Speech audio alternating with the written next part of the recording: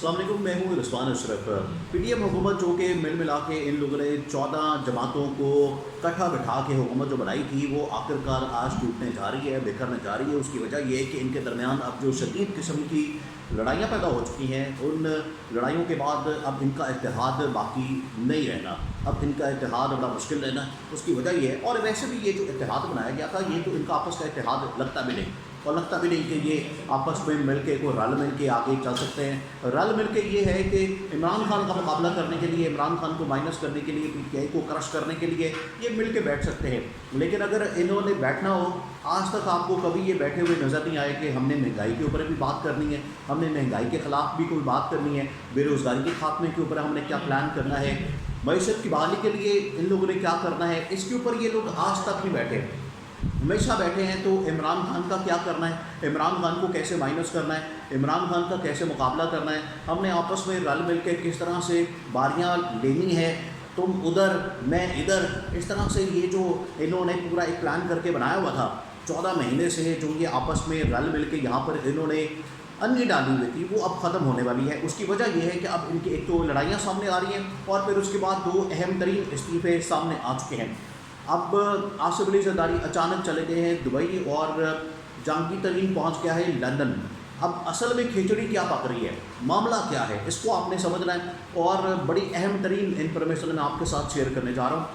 कल एक सबसे बड़ा इस्तीफ़ा सामने आया जिसकी वजह से हुकूमत पूरी हिल के रह गई, और ये इस्तीफ़ा जो है ये अहम तरीन मुलाकात जो कि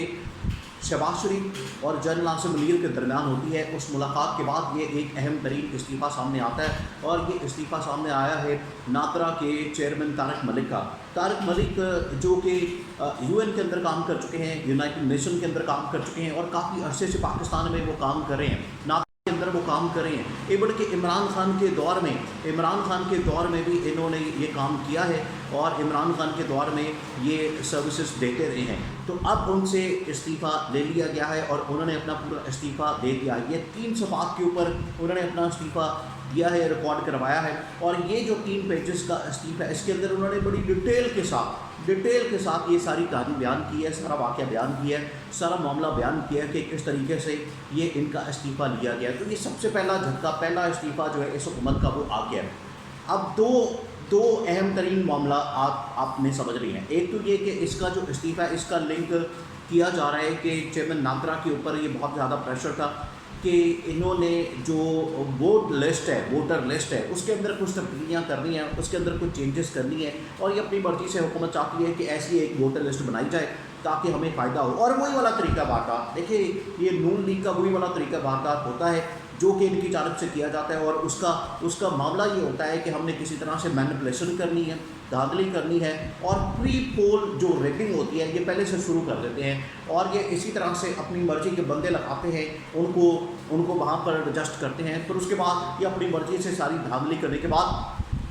इलेक्शन निकालते हैं। तो अब इन्होंने ये जो एक किस्म का इनके ऊपर प्रेशर डाला जा रहा था कि आप इस तरह से हमारी मर्ज़ी के मुताबिक एक वोटर लिस्ट बनाएं, वो तो नहीं बन सकी। इस वजह से ये एक इस्तीफ़े की वजह बयान की जा रही है। दूसरी जो अहम तरीन वजह है वो है जनरल आसिम मुनीर के डाटा लीक से मुतल्लिक, जो कि यहाँ से लीक हुआ। उसके बाद बहुत ज़्यादा इंक्वायरी, बहुत ज़्यादा तफ्तीश और इस बारे में इन्वेस्टिगेशन की गई थी, और कुछ यहाँ पर डाउट इनके ऊपर किया जा रहा था कि इनके ऊपर शक था कि इन्होंने कोई किरदार अदा किया है इस डाटा लीक के अंदर। इस वजह से इनको खारिज कर दिया गया है, इनका पहला इस्तीफ़ा आ गया है। तो ये बहुत बड़ा झटका लगा है इस हुकूमत को, क्योंकि अब हुकूमत वैसे ही चंद दिनों की मेहमान रह गई है। अब इसने जाना है घर और ये चंद दिनों के अंदर फारिग हो जानी है। अब इसको भेजने के लिए मुख्तलिफ तरीके, हीले बहाने वो सामने आ रहे हैं। दूसरा जो अहम तरीन मामला है वो ये कि जो दूसरा बड़ा इस्तीफ़ा आना है और उसके बाद जो लड़ाई है वो बड़ी शदीद तरीन होती जा रही है, वो है कि चेयरमैन पीसीबी के ऊपर इस टाइम बड़ा वाला पड़ा हुआ है, बड़ा फड्डा बना हुआ है और इनके दरमियान बड़ी एक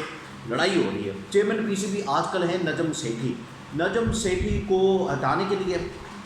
नजम सेठी को पारित करने के लिए, और पीपल्स पार्टी चाहती है वो अपना बंदा लेकर आए और उसके लिए वो ज़का अशरफ को सामने लाना चाहते हैं। तो ये एक बहुत बड़ा फड्डा बना हुआ है, मसला बना हुआ है दोनों पार्टियों के दरमियान, नून लीग और पीपल्स पार्टी के दरमियान, कि आखिरकार ये जो चेयरमैन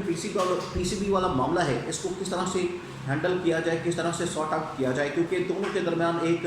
یہ بہت بڑی لڑائی بنی ہوئی ہے اور نجم سیٹھی کے خلاف پورا محاذ کھولا ہوا ہے اور ذکا اشرف چاہتا ہے کہ میں چیئرمین پی سی بی بنوں. پیپلز پارٹی سے کہا گیا ہے کہ آپ اس کا نام واپس لے لیں, کسی اور بندے کو سامنے لے آئیں یا کوئی نیوٹرل بندہ سامنے لے آئیں. پیپلز پارٹی نے صاف انکار کر دیا. آصف زرداری نے جاتے ہوئے یہاں سے کہہ دیا تھا کہ یہی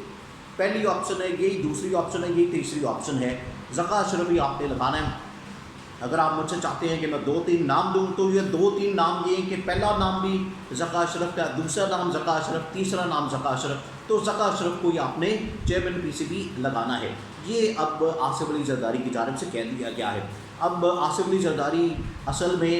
میں معاملہ یہ ہے کہ شہباز شریف نے اب اپنی حکومت بھی بچانی ہے اور سب سے بڑا جو اتحادی ہے وہ اس ٹائم پیپلز پارٹی یعنی کہ آصف علی زرداری, اور آصف علی زرداری نے ہی یہ سارا پروجیکٹ مینج کیا اور شہباز شریف کو لانے میں اہم کردار ادا کیا. شہباز شریف تو اس کو ناراض نہیں کر سکتا, لیکن ساتھ ہی اگر نجم سیٹھی کو فارغ کر دیا جاتا ہے تو یہ ان کے لیے بہت بڑی کچھ شرمندگی ہوگی, بڑا مسئلہ ہوگا. اس وجہ سے یہ اس کو بھی فارغ نہیں کرنا چاہ رہے اور ذکا اشرف کو بھی نہیں لینا چاہ رہے, درمیانی راستہ کوئی نکل نہیں رہا. اس وجہ سے آصف علی زرداری نے واضح طور پر اس حکومت کو بتا دیا ہے کہ یہ آپ نے ہر حال میں اس بندے کو لگانا ہے, اگر نہیں لگایا تو پھر اس کے بعد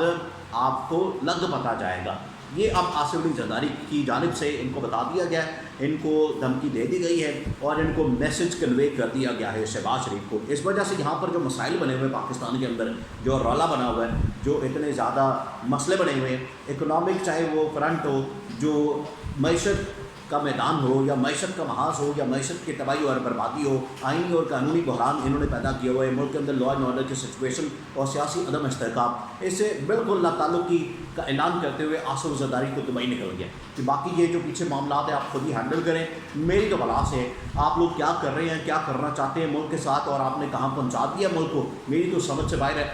آصف علی زرداری تو اگلی گیم پلان کر رہا ہے اور ابھی یہ نون لیگ کو سمجھ نہیں آ رہی. نون لیگ اصل میں